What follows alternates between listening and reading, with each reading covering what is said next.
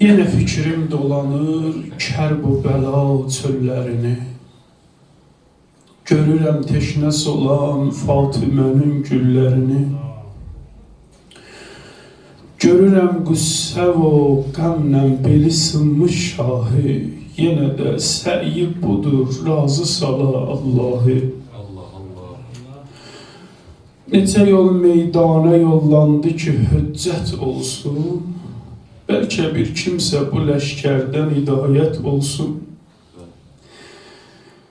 Neçə yüz təbl o şeypur səsi vermirdi aman.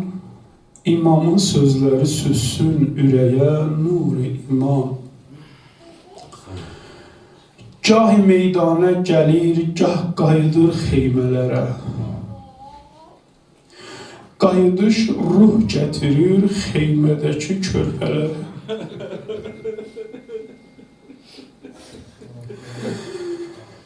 Kəbə mislində imamın dolanırlar başına. Gündə şərməndə idi körpələrin göz yaşı.